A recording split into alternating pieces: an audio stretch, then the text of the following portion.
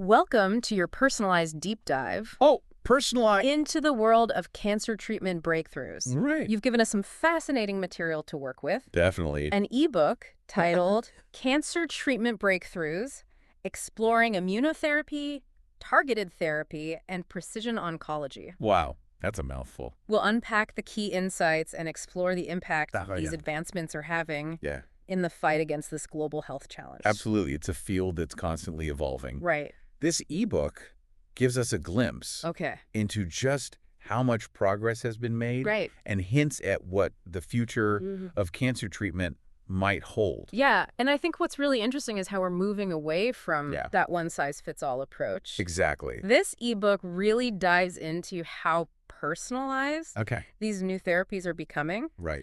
But before we get too far ahead of ourselves, let's do a quick refresher on cancer itself.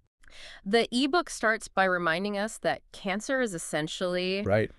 runaway cell growth. Yeah. These abnormal cells invade healthy tissues, and it can all stem from a variety of factors. Absolutely. It's a complex disease Right. with a lot of contributing factors. Yeah. You mentioned genetic mutations, and those are certainly a key driver.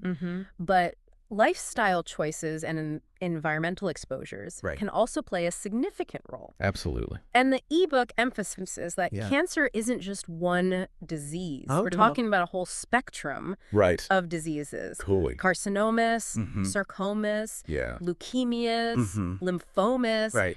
each with its own unique characteristics and challenges. Absolutely. And that diversity Yeah. is one of the reasons finding effective treatments Right. has been such a complex undertaking. Yeah. It's not a one-size-fits-all situation. Exactly. And that's where understanding the staging of cancer becomes so important. Yeah. Doctors use this system to determine how advanced a cancer is, ranging from localized to metastatic. Right. The ebook really emphasizes Yeah. how understanding the biology of a specific cancer Right. and where it falls on that staging spectrum Yeah. is key to selecting the most effective treatment approach. I see where you're going. Which brings us to the exciting Yes. realm of advanced therapies and how those are changing the game. Okay, so for a long time, Yeah. the mainstays of cancer treatment were Right. surgery, chemotherapy, and radiation. These are still valuable tools Yeah. in many cases, but they often come with Right. harsh side effects Yeah. and aren't always as precise as we'd like them to be. Right. It's like using a sledgehammer Yeah. when what you really need is a scalpel. That's a good way to put it. Yeah. And that's where these advanced therapies come in. Okay. They offer a more targeted and personalized approach, which is incredibly exciting. The ebook walks us through some of the landmark moments All right. in cancer treatment history, Okay. starting with the discovery of the HER2 gene in breast cancer. Yeah, that was huge. This discovery paved the way for targeted therapies Right. that specifically go after tumors with this gene. Think of it this way. Okay. Imagine you're trying to break into a house. Right. Before the discovery of HER2, it was like trying to smash down the whole front door, Okay. causing a lot of damage Right. in the process. Yeah. But with targeted therapies, Okay. it's like having a key that unlocks a specific window, allowing you to enter more discreetly Okay. and with less collateral damage. That's a great analogy. Right. And then there's the approval of imatinib or Gleevec Yeah. for chronic myeloid leukemia. Oh, yeah. This drug was a total game changer, It was. turning a once fatal disease Right. into a manageable condition for many patients. Before imatinib, Yeah. the outlook for patients with chronic myeloid leukemia was grim. It was. The disease was often resistant to traditional chemotherapy, but imatinib works by targeting Okay. a specific protein Yeah. that drives the growth of cancer cells, Right. effectively shutting down the engine Yeah. that fuels the disease. It's remarkable how scientists have been able to identify these specific vulnerabilities Yeah, in cancer cells and develop drugs right. that exploit them. Absolutely. It's a testament to Yeah.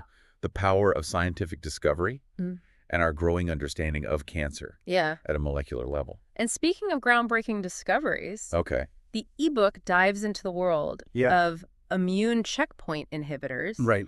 which burst onto the scene in the 2010s.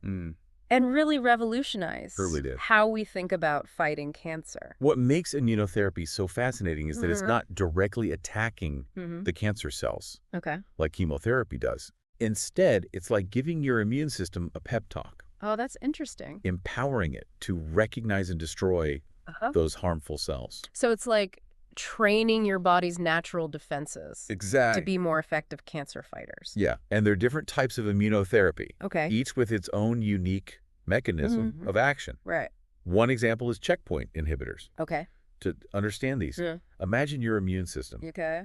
is like a vigilant security guard, Right. patrolling for threats. Got it. Now, cancer cells are sneaky. Okay. They've figured out ways to essentially flash a fake ID badge that says, don't worry, I'm a friendly cell. Clever. So the security guard, your immune system, lets them pass by. Oh, so they get away with it. Checkpoint inhibitors work by blocking those fake ID badges. I like it. They take away cancer's ability to hide in the immune system. Drugs like pembrolizumab, Keytruda, and nivolumab, Opdivo, are examples of these checkpoint inhibitors. So with these inhibitors, the security guard is like, wait a minute. Exactly. This ID is a fake.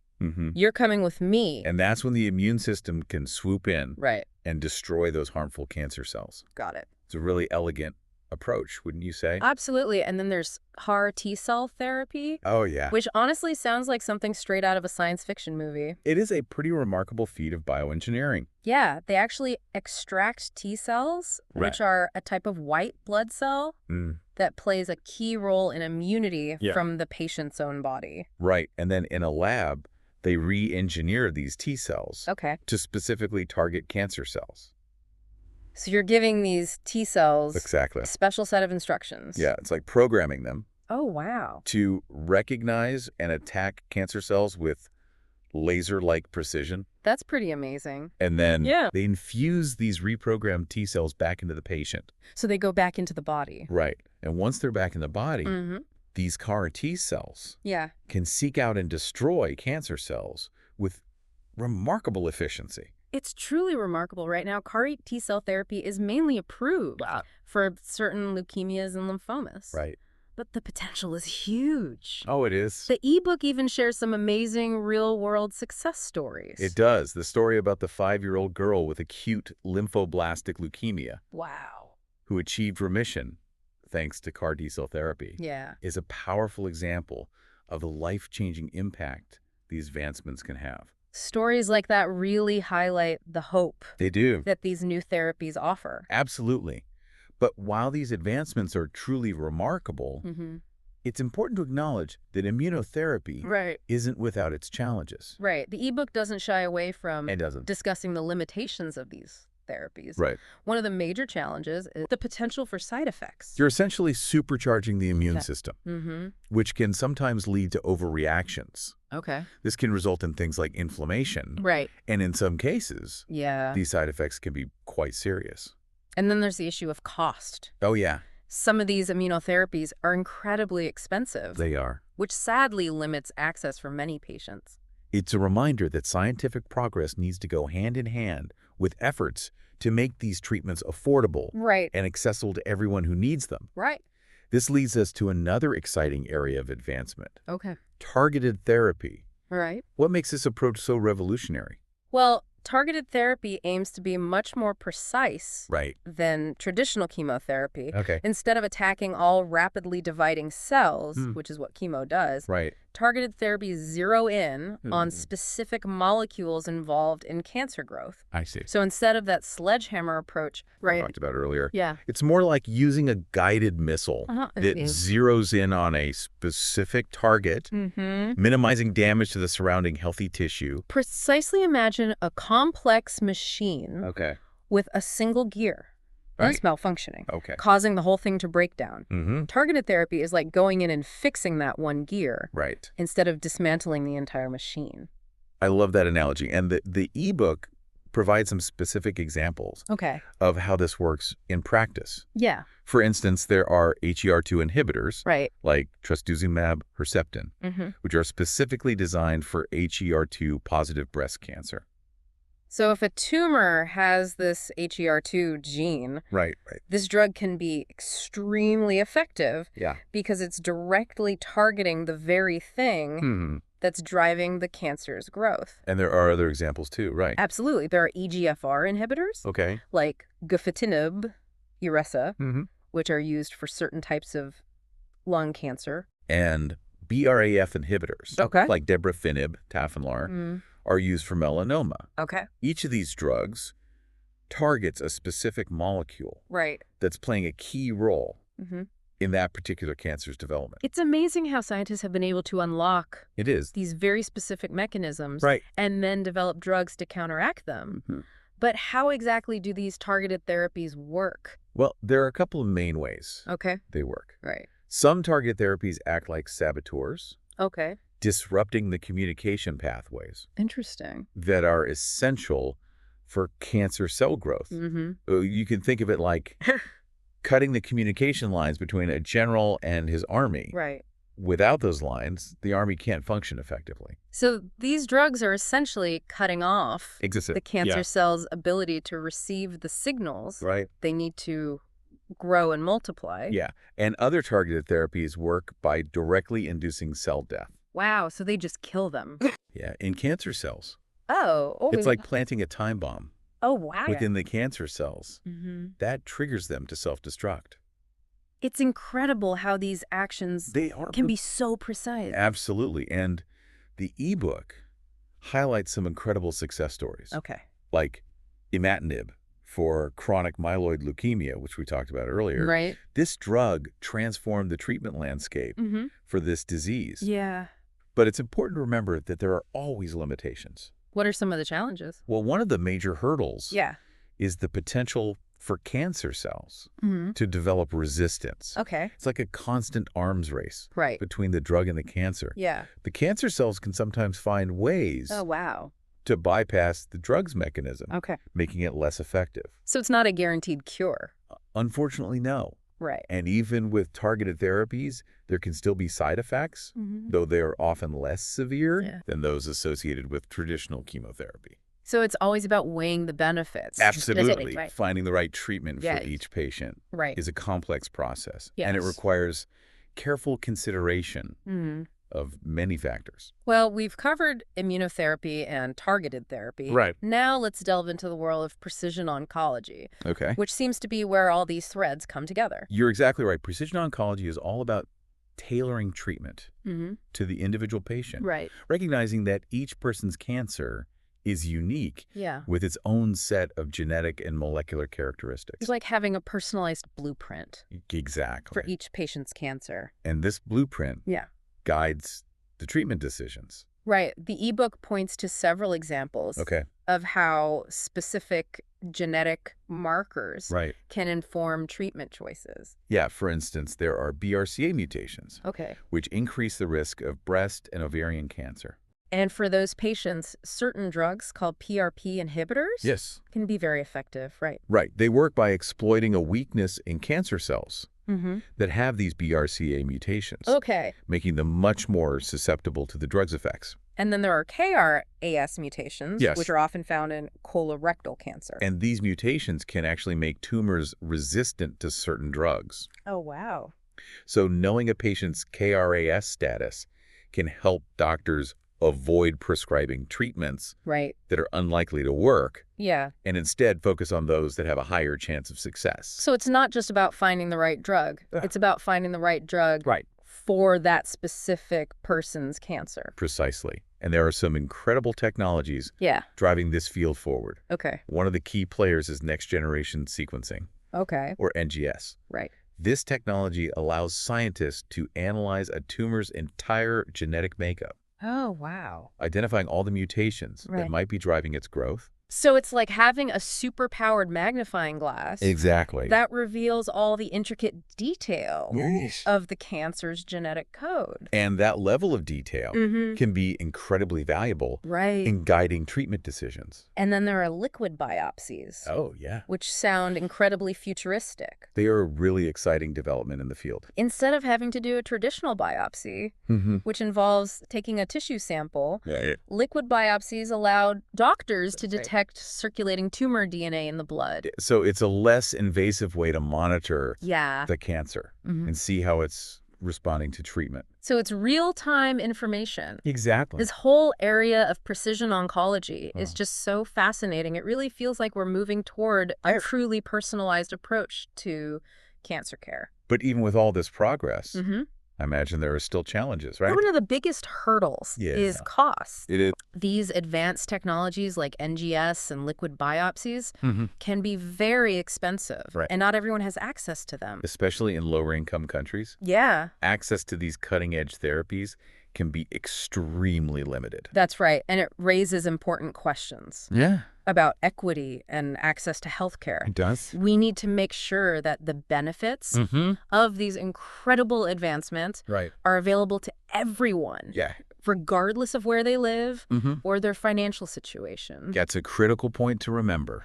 Okay, my brain is already feeling full. But the ebook doesn't stop there. It doesn't. It also gives us a glimpse into the future of cancer treatment. Yeah. What are some of the emerging technologies? Oh, there are some truly mind-blowing advancements on the horizon. Right. One area that's generating a lot of excitement is artificial intelligence. Right.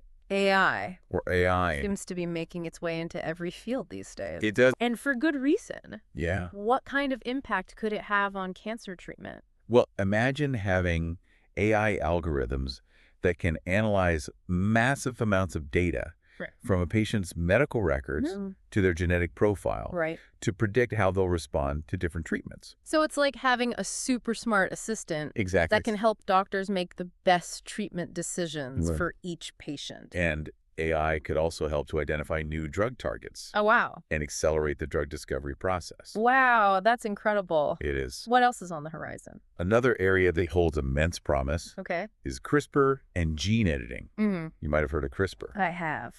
It's essentially a revolutionary tool that allows scientists to precisely edit DNA. Yeah, it's been making headlines. It has. For its potential in various fields.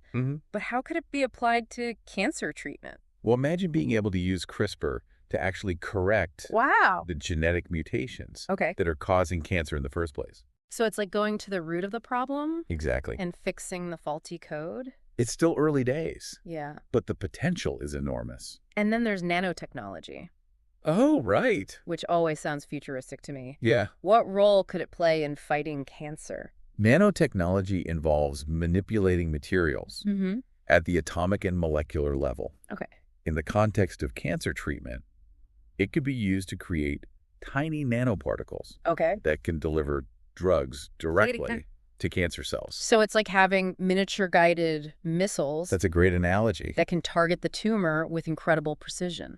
And this targeted delivery could help to minimize side effects. Right. By sparing healthy tissues. It's incredible to think about how far we've come. It is. And how much potential there is for even more breakthroughs in the future. It really is an exciting time to be following this field. But before we get too caught up in all the exciting possibilities, we need to address the ethical considerations that come with these advancements. You're absolutely right. As with any powerful technology, there are important ethical implications that we need to grapple with. And the ebook does a good job. It does. Of highlighting some of those concerns. One of the biggest challenges is ensuring equity and access to these new therapies. Right. As we discussed earlier, some of these treatments are incredibly expensive. They are. And not everyone can afford them. It's a complex issue with no easy solutions. Right. But it's something we need to be talking about. We need to work toward a future where these life-saving treatments are available to everyone. Absolutely. Regardless of their financial situation or where they live in the world. This brings us to another important question. Okay. With all this progress in personalized medicine, gene editing, and artificial intelligence, what do you think the future of cancer treatment will look like in, say, 20 years? That's a fascinating question. It is. It's always difficult to predict the future with certainty.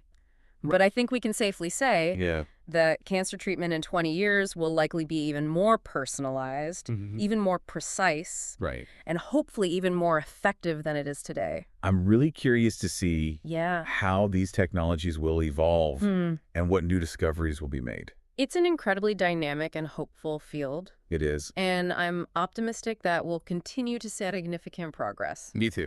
In the years to come. Yeah. It's been an incredible journey through the world of cancer treatment breakthroughs so far. It has. What are some of the key takeaways? Well, I hope listeners come away with a sense of hope and excitement about the incredible progress that's being made in the fight against cancer. I think that's a really important point. It's easy to get overwhelmed. It is. By the complexity of this disease, but it's crucial to remember that we are making strides. Absolutely. Yeah. But I also hope they understand that this progress comes with challenges, particularly around access and affordability. We need to keep pushing for solutions to these challenges so that everyone can benefit from these breakthroughs. Agreed. And it's important to remember that this is a rapidly evolving field. It is. What we've discussed today is just a snapshot of where we are now. New discoveries are being made all the time. And it's an exciting time to be following this field. Well said. Before we wrap up this part of our deep dive, I want to leave you with a thought-provoking question to ponder. As these technologies advance, particularly in the realm of gene editing, what limits, if any, should we set? Yeah, that's a good one. And how do we ensure that these potentially life-saving treatments are accessible to everyone, not just a select few? That is the question. It's something to think about as we move into the next part of our deep dive. Absolutely. Those are definitely questions worth pondering. The power to manipulate our genes is incredible, but it comes with a huge responsibility to use it wisely. The ebook talks about this idea of germline editing. Can you remind me what that is again? It's editing genes that can be passed down to future generations. Imagine using CRISPR to fix a gene in someone's reproductive cells. That change wouldn't just affect them, but also their children and so on. So it's like rewriting the blueprint of humanity in a way. And while that has the potential to eliminate some diseases, I can see how it could also have unintended consequences down the line. Exactly. We don't have a crystal ball to see the long-term impacts of such significant alterations. It's like making a tiny tweak to a complex ecosystem. You might not see the ripple effects until much later. And then there's the issue of access and equity, which we keep coming back to. If these gene editing therapies do become a reality for treating cancer, who will have access to them? It's a concern that runs throughout the entire ebook, isn't it? It is. The ebook makes the point that cancer is a global challenge and therefore needs global solutions. Many of these therapies are incredibly expensive. CAR T-cell therapy, for example, can cost hundreds of thousands of dollars. That's more than most people make in a year. And it's heartbreaking to think that someone might not be able to access a life-saving treatment simply because of their financial situation. It's a stark reminder that scientific progress alone isn't enough.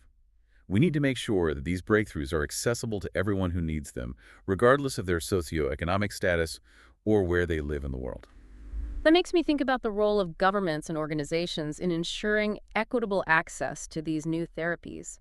What are some of the potential solutions that the ebook highlights? The ebook suggests several approaches, including government subsidies and price negotiations with pharmaceutical companies. Investing in research to develop more cost-effective treatments is also crucial. So it's a multifaceted challenge that requires a multifaceted approach. It's going to take collaboration between governments, pharmaceutical companies, healthcare providers, and even patient advocacy groups to make real progress in this area. I completely agree. It's not a simple problem to solve, but it's one that we need to be actively addressing. We've talked a lot about the present and future of cancer treatment, but the ebook also highlights some really promising research that's happening right now. Give us a peek into what's brewing in the labs. What are some of these other areas that the ebook points to as being on the cutting edge of cancer treatment? One area that's gaining a lot of traction is the development of cancer vaccines. Now, these are different from the vaccines you get to prevent infections like the flu or measles. Cancer vaccines are designed to stimulate the immune system to specifically attack cancer cells. So instead of preventing the disease, they're designed to treat it. Exactly. Imagine your immune system as a well-trained army. Cancer vaccines are like giving that army specialized intelligence on the enemy, enabling them to seek out and destroy those specific cancer cells. That's a great analogy. And what's interesting is that some of these cancer vaccines are personalized, meaning they're tailored to the individual patient's tumor. It's like having a custom-made weapon that's designed to target your specific cancer. Precisely. Scientists can analyze a tumor's genetic makeup and identify specific antigens, which are like little flags that the immune system can use to target the cancer cells. So it's like giving your immune system a set of personalized target coordinates. Exactly. But there are also efforts underway to develop off-the-shelf cancer vaccines that could target common cancer antigens found in a wider range of tumors. So those would be more readily available and potentially more cost-effective. I can see how that would be a huge step forward in making these therapies more accessible. It would be a major breakthrough. And then there's another promising area called oncolytic virotherapy. This is where things get really interesting.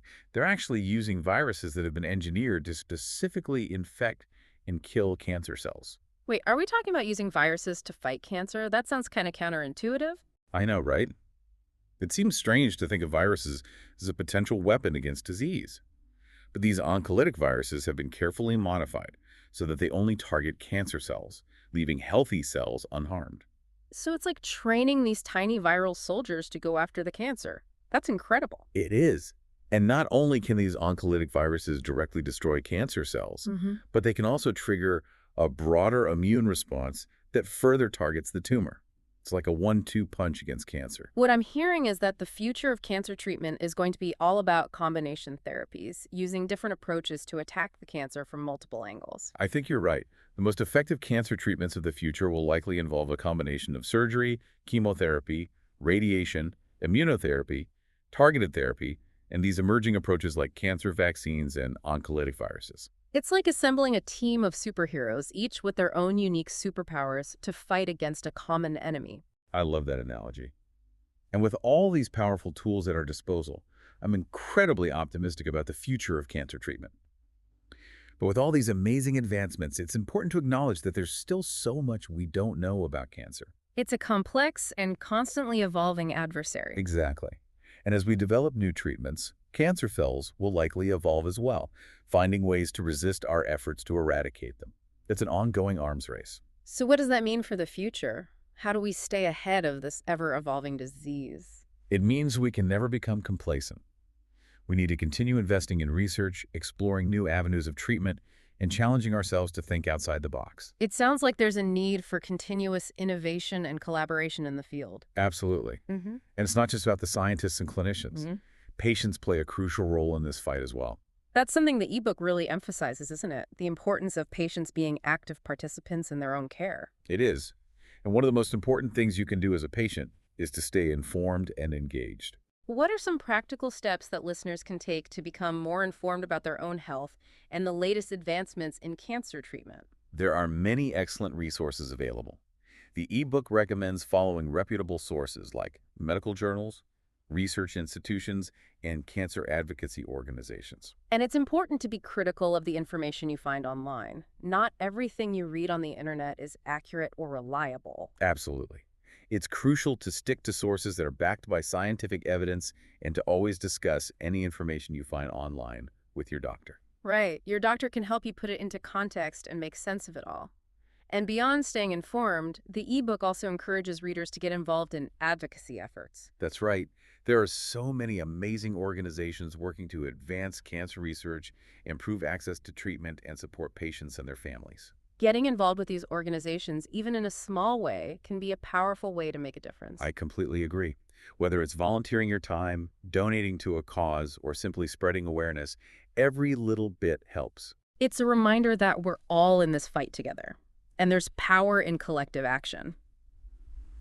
Okay, we've covered a lot of ground in this second part of our deep dive.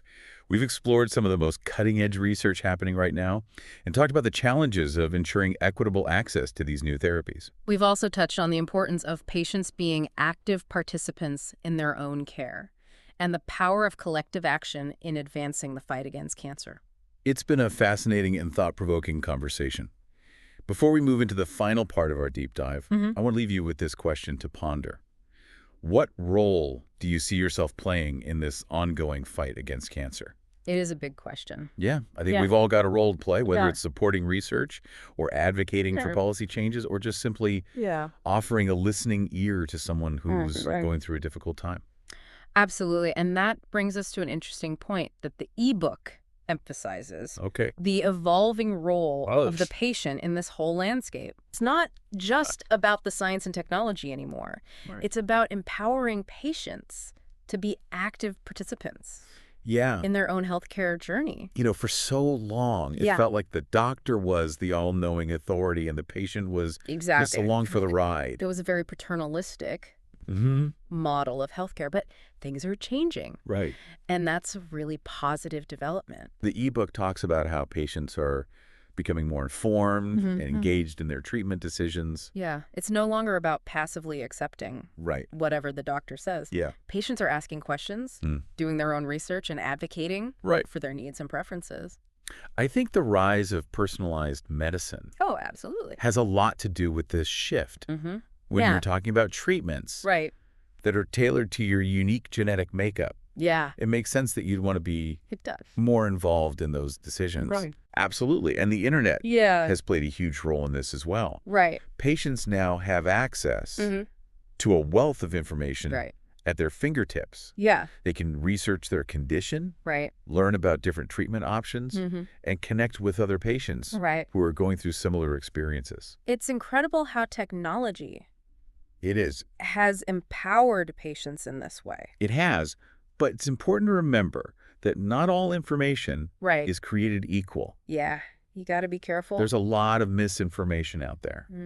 And it can be overwhelming to sift through it all. That's why it's so important to rely on credible sources of information, like medical journals, reputable websites, and of course, your healthcare provider. Exactly. And if you ever come across something online that seems too good to be true, or if you have any questions at all, always talk to your doctor. Yeah. They can help you understand the information. Right. And make informed decisions about your care. And speaking of doctors, the ebook also highlights Okay. how the role of the healthcare provider is changing in this era of personalized medicine. It's no longer enough for doctors to just prescribe medications or perform procedures. They need to be able to interpret complex genetic information. Absolutely. Explain it to patients in a way that they can understand and guide them through the often overwhelming decision-making process. Yeah, it requires a whole new set of skills. Yeah. And a different kind of doctor-patient relationship. Yeah, it's becoming more of a